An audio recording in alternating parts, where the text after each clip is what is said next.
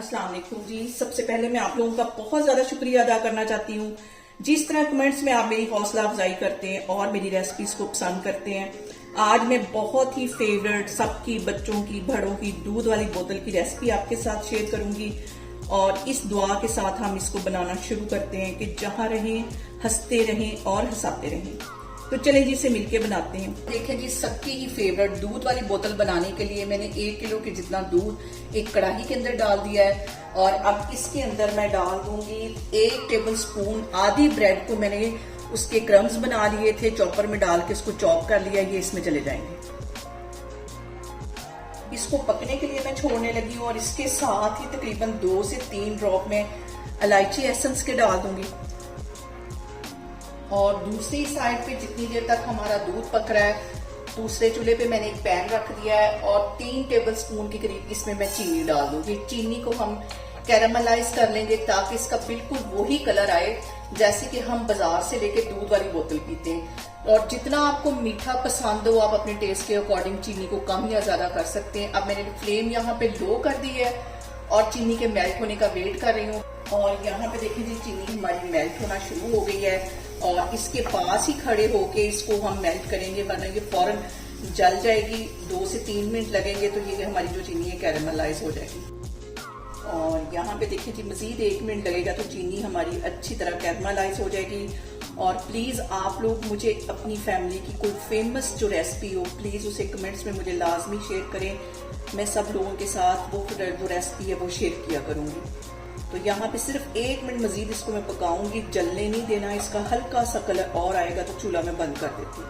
और यहाँ पे देखिए जी, दूध में हमारी बॉयल आना शुरू हो गया है, चीनी हमारी कैरामलाइज हो गई है। ये इसमें डाल देंगे और इसको मिक्स कर देंगे। 2-3 मिनट लगेंगे तो ये चीनी हमारी अच्छी तरह दूध के अंदर मेल्ट हो जाएगी। और यहाँ पे देखिए जी, दूध को मैं लो फ्लेम पे पका रही हूँ। अब इसके अंदर मैं डाल दूंगी 2 टेबल स्पून भर के खोए के, जिससे इसका टेस्ट बिल्कुल वैसा आएगा जैसे कि हम बाजार से लेके दूध वाली बोतल पीते हैं। और बहुत महंगी मिलती है। घर में बनाएं अपने सामने और साफ सुथरे तरीके के साथ। अब इसके भी मेल्ट होने का मैं वेट करती हूँ। और यहाँ पे देखें जी, आधी प्याली के जितना मैंने दूध ले लिया है और इसके अंदर मैं डाल दूंगी 1 टेबल स्पून कॉर्नफ्लावर। ये हमारे दूध को गाढ़ा हल्का सा कर देगा। और यहाँ पे देखें जी, दूध को हल्की आग पे पकते हुए तकरीबन आधा घंटा हो गया है। इसको हमने काटना नहीं है, इसके ऊपर बलाई नहीं आने देना। इसको इस तरह मैं बार बार साथ साथ मिक्स भी करती जा रही थी और बाकी का भी काम करती जा रही थी। अब इसके अंदर मैं डाल दूंगी कॉर्नफ्लावर जो मैंने मिक्स करके रखा हुआ है, 1 टेबल स्पून के करीब। और इसको डालने के बाद हम 2-4 मिनट के लिए मजीद इसको पका लेंगे।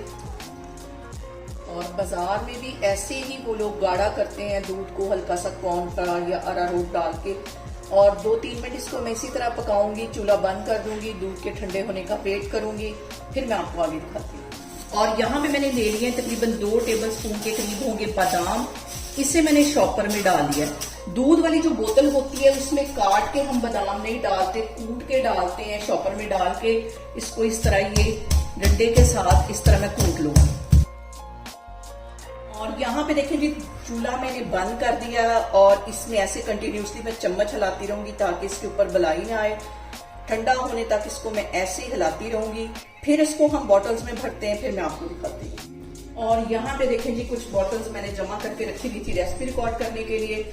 अब इसके अंदर ये कुटे हुए मैं बादाम डाल दूंगी, ज्यादा सारे बादाम डालेंगे। और यहाँ पे देखें जी, बोतलें हमारी आ गई हैं फ्रिज के अंदर ठंडी होने के लिए।